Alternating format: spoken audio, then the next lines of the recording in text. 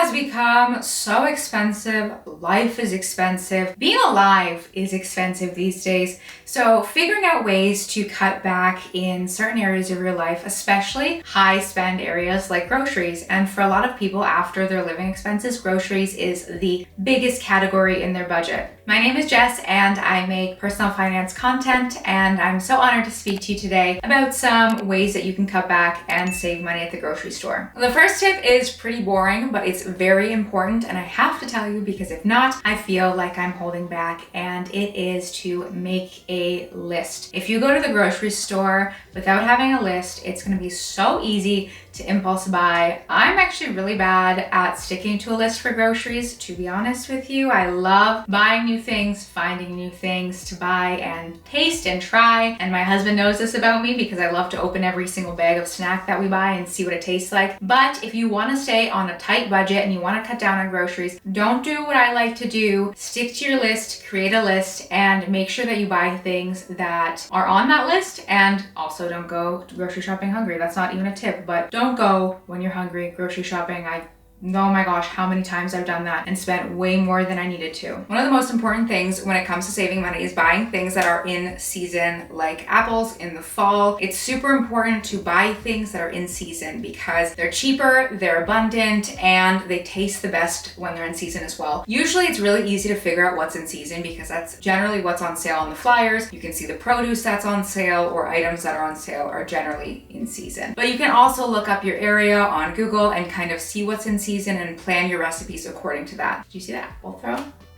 I used to be very bad at listening directly to recipes and buying the specialty ingredient that they say that you're never going to use again. You use 1% of that spice and then you throw out 99% of it because it goes bad. So my recommendation is not to buy specialty items for recipes, and instead looking up and Googling kind of comparable substitutes that you can use instead of buying that random spice that you will never use again. Now, if you see this spice in a lot of recipes or you see this item in a lot of recipes, it's totally fine to buy it if you're going to use it a lot. But if you're going to use such a small amount, just look up something that is a great substitute. For example, if you hate cilantro, parsley is a great substitute. And there's lots of different things that you can substitute in recipes. The next thing I want you to be aware of when grocery shopping is rotating sale cycles. So every single grocery store has different cycles of sales. So they could put a sale every other week of a certain item, or they could be every 4 months, every quarter, or every half a year, or maybe they just have this item on sale once a year. It's really important to know what your store's sale cycles are so you can stock up on the items that you use often and buy a few more. You can buy one now and buy 2 for later, and then you always kind of have a little supply, especially if you can afford it. It's really important to make sure you know what your sale cycles are at your store. So for example, for me, I like getting the Costco dishwasher detergents, and I always wait for a sale because they have it every quarter, I believe. I'm trying to think about it. I think it's every quarter, and it is wonderful. We save I think it's either $6 or $8 for the whole thing of the dishwasher tablets, and it's super useful to know when they're going to go on sale and know that they are going to go on sale. So just be aware of the items you like and kind of watch out for sales, and then you can mark the sales down on a calendar just so you're aware of it, and then kind of keep track of it for a year, and then you should be able to get used to kind of when they go on sale. Now, the next thing to be mindful of is using up everything you purchase. If you buy something and you throw it out, you are throwing away money. Now, I know sometimes inevitably there is food waste. It happens to the best of us. And the best way to kind of combat that and not have as much food waste is to be mindful of what you purchase. So either you may buy too much of an item. Let's say you get really excited about making salads and you buy 7 romaine heads and they go bad. So are you going to use them in that time that you want to use them for, in a week or two? Are you going to be able to use the item you bought? Also, be very mindful, even if something is on sale or something is in season and it's cheaper, don't buy it if you don't like it. If you're just going to throw something out, even though it's cheap, you're still wasting money.